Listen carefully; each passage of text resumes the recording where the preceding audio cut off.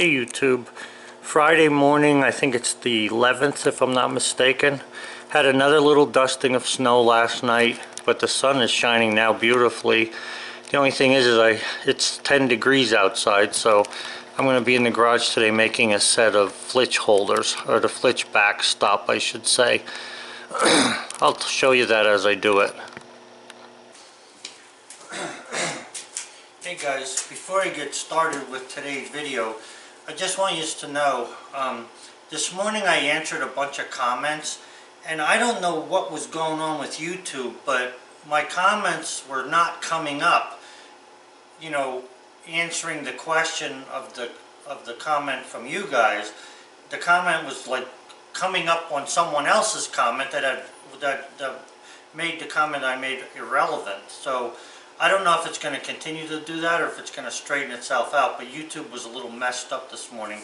And it may have been our, I don't know if it was YouTube or was it our, you know, my computer or whatever it was. But anyway, if you get a comment from me that doesn't sound like I was coherent when I wrote it, just give me a thumbs up or something and I'll redo it.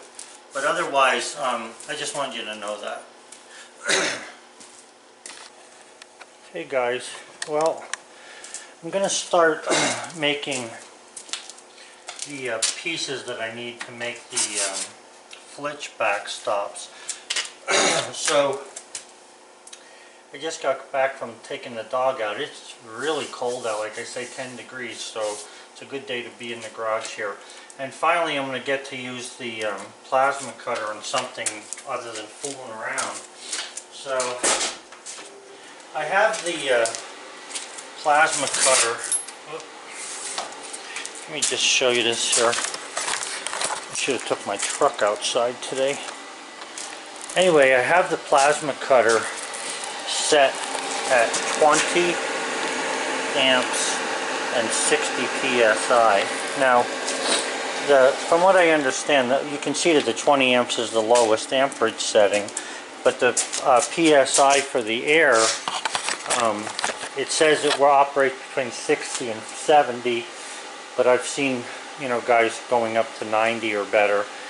I guess you got to get the hang of this and how it actually does the cutting, but I just wanted to show you that I'm going to be using it for something worthwhile.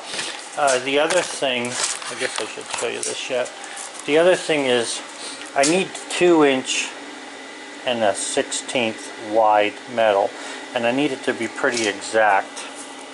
So what I'm going to do here is, if you look, the center of the hole, which is you know, where it does its cutting, it's about a 1/16. This whole thing's about 1/4 inch wide. Sorry, this whole thing's about 1/4 inch wide, and so I'm going to come over a 1/16, so that when I put this against there and ride against it to do the cutting, I'm about a 1/16 over what I need. I can always grind it down. You know, it's always something like you can grind it down, but you can't add pieces. So we're going to go with that. So we'll see how this thing works. Make sure I'm not cutting anything underneath here that I don't want to cut, and we're going to go from there. So let me put you up here, and you can watch what I'm doing, and we'll see how this Jig's plasma cutter that was supergized or energized by Joe Saljo, see how it works.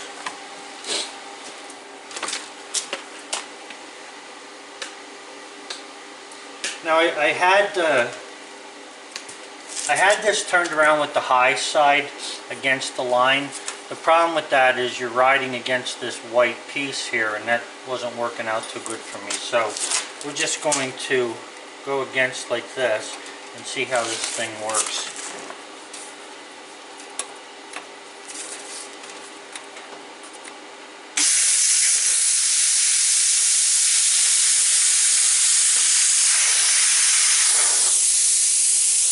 I think I might have come too high off of this.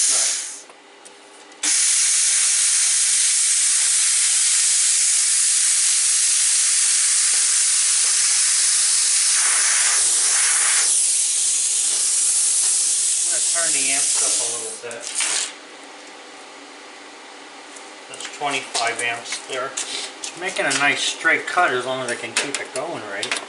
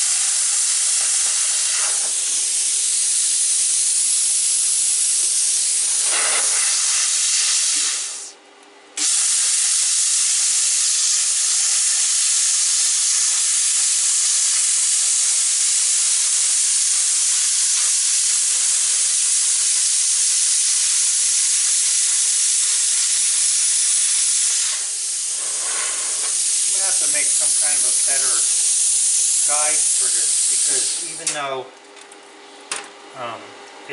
I'm against the straight edge, I'm moving around a little bit here because, like I say, I haven't been using this too much, or I haven't actually used it for anything that I was needing at all. I was just fooling around with it, so now it's a matter of actually doing stuff. So I need to get better at this.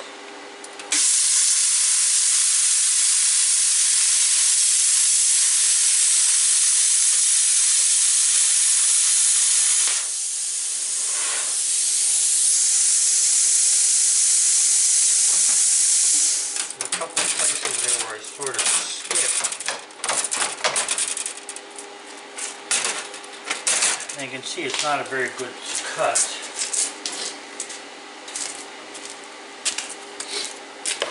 You're probably better off cutting this with the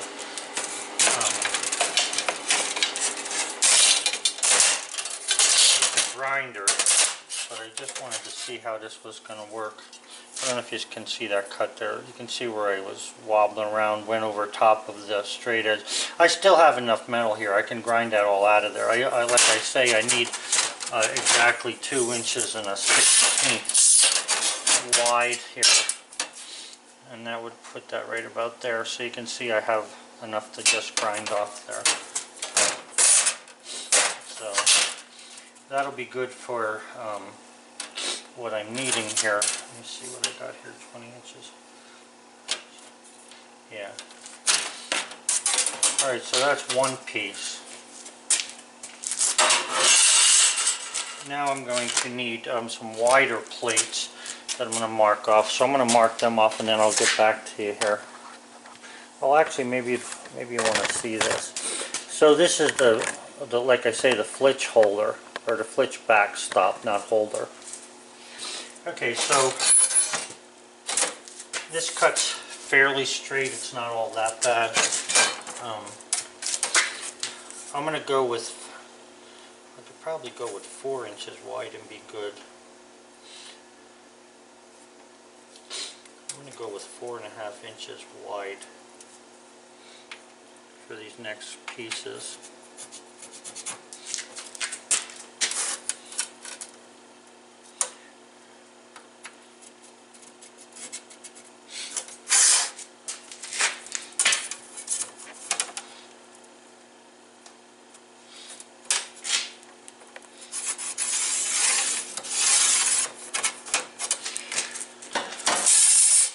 On one of my videos that I have previously put up, I think I might have made a set of these on the camera. I'm not sure on camera, but if I didn't, I forget the name of the video. I'm going to have to search. But if you look in there for, I think it's flitch backstop or something, you might find it in my search.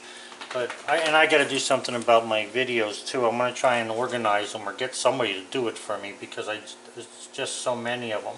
But anyway, I'm going to cut this now, and these will be the side plates. So the whole bunk is a 2x5. So what I need here is at least 5 inches to hang down, so 10 inches altogether, because there's two pieces that ride together to get it onto the bunk and then to hang down.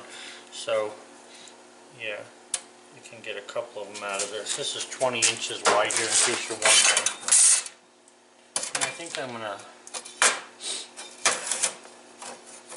I don't know if putting this thing like this would be better or not, because it really wasn't doing that great of a job there the way I had it.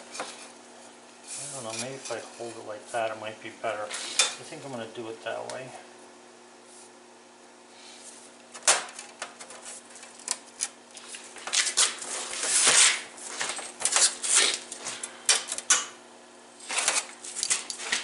Now the problem with using that ceramic part as a guide is that as you're pulling, if you tilt front or back, you can come into the part that you actually want cut. So I need to be careful of that.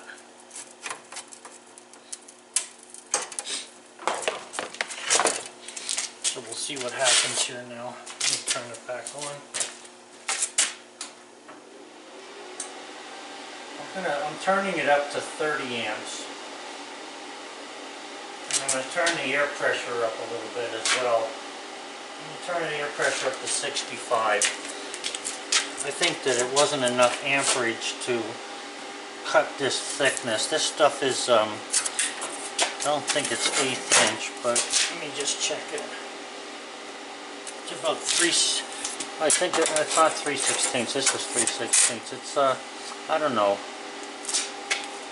Probably an 1/8 inch, I guess it is. Anyway, let me move this slightly right there. So this should be good. Let's see what happens here.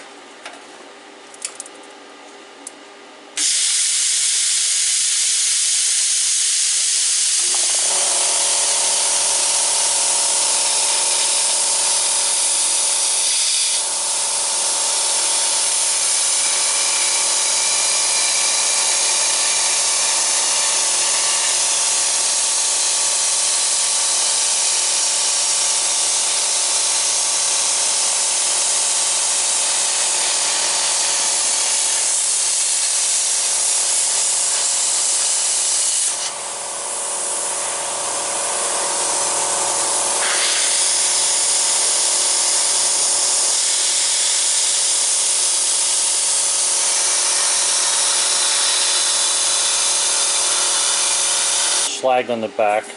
I think it's just going to take some practice, some trial and error with the, you know, the adjustments and stuff to be able to do this better. So anyway, I need one more of those yet, and then I should be good to go with figuring out this thing and doing some machining to it. So I have the next 4.5 inch piece set up there, and I'm going to go ahead and cut that now.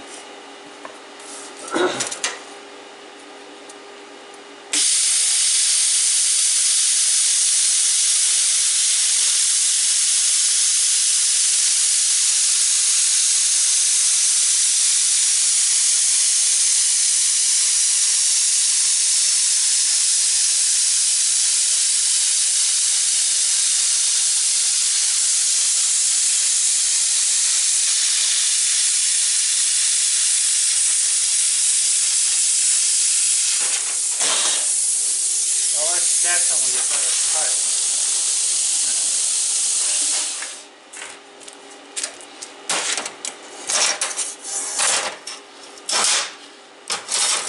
So you can see the learning curve for this isn't too bad. I mean, that's my third cut of trying to cut something precisely, and it's not bad. I'm still off my line because I just don't trust myself to get a nice piece of metal here. I need the 4 inches at least, so I'll go with 4.5, it doesn't matter, but I'm just saying. Okay, so now I have those set up. Now I need to cut these to length yet.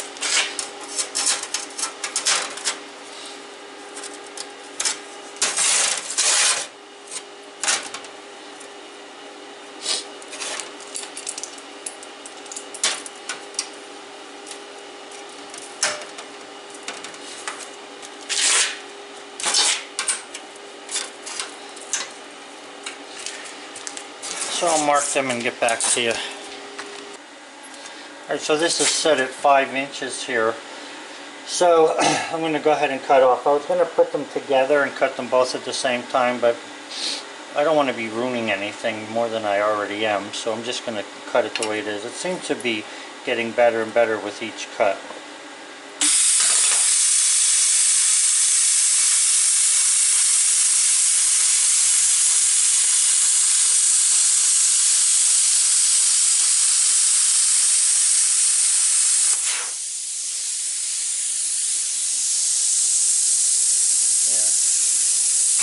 Just gotta, you know, when you're doing with a torch or the grinder, with the grinder I'm actually cutting right on the line, and it's hard to see the line because it's underneath the you know, the consumable parts, but at the same time you just got to learn to get into position to actually watch it.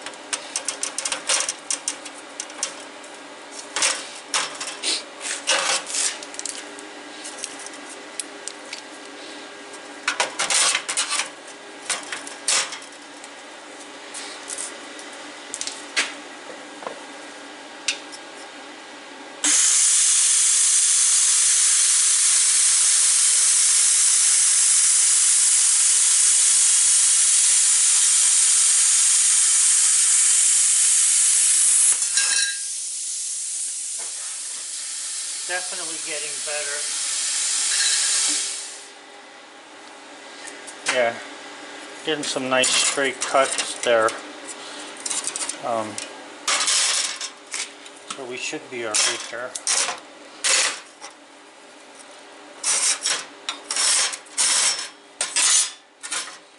With making body panels and putting creases in body panels, you get to the point where you learn to give yourself a little bit of leeway, because if you don't, you end up with not enough metal. So that's sort of why I'm giving myself leeway here, although I shouldn't, but I am.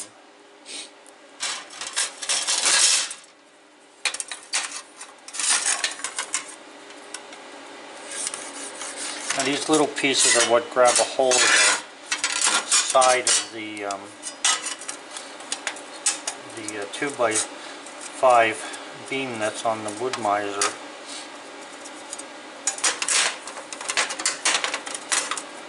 Like I say, if I was cutting with the grinder, I'd be doing a better job, but I want to learn how to do it with the plasma cutter.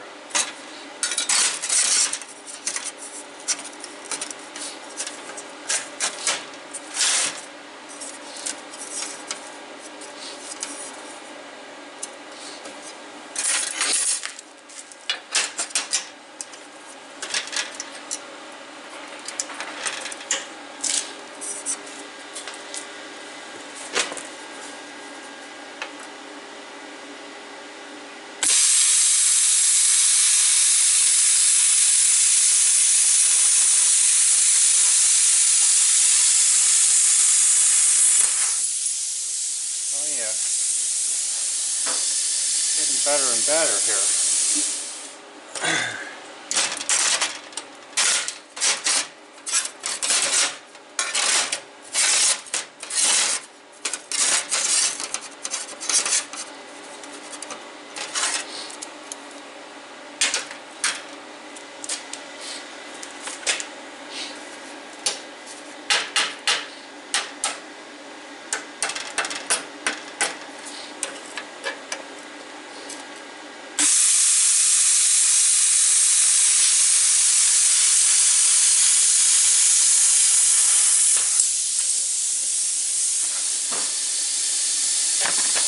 Okay, so I don't know if you were able to see what oh yeah, okay.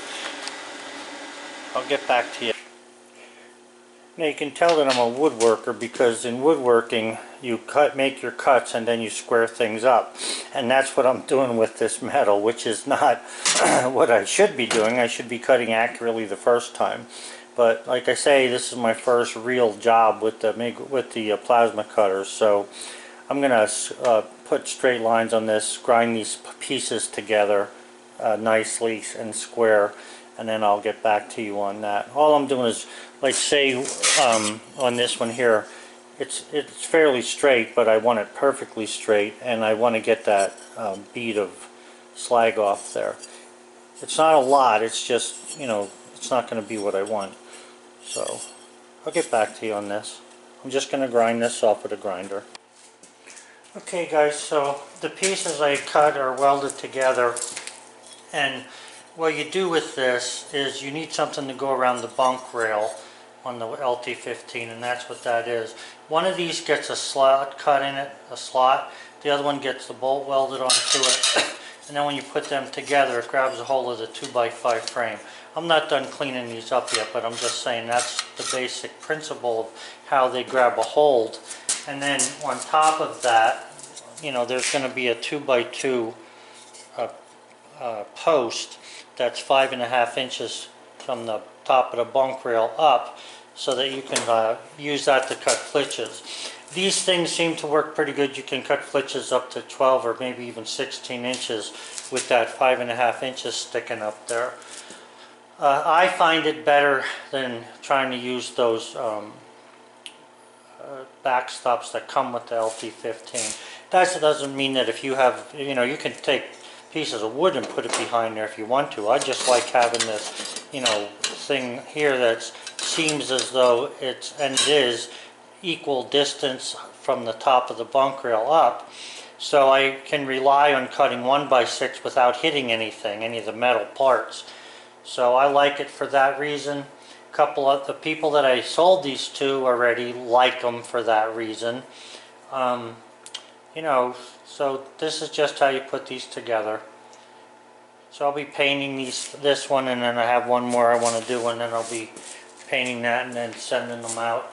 As far as the plasma cutter goes with this, now if you're better with the plasma cutter than I am, and this is only my first day of actually trying to cut something with it, I find that cutting straight pieces, especially in this type of metal here, this thickness, you're better off using a grinder with a nice cutoff wheel on it. It just gives you nicer, straighter cuts. Now again, that's because I'm new to the plasma cutter. You know, now once I get used to it a little bit better, I think I'll be alright with it. But you know, that's what I found out so far. So yeah, I'm going to put the piece on the top here yet, and then this one will be ready to paint. Okay guys, so there it is. That's the backstop for the flitches. There's a handle on there to be able to tighten it.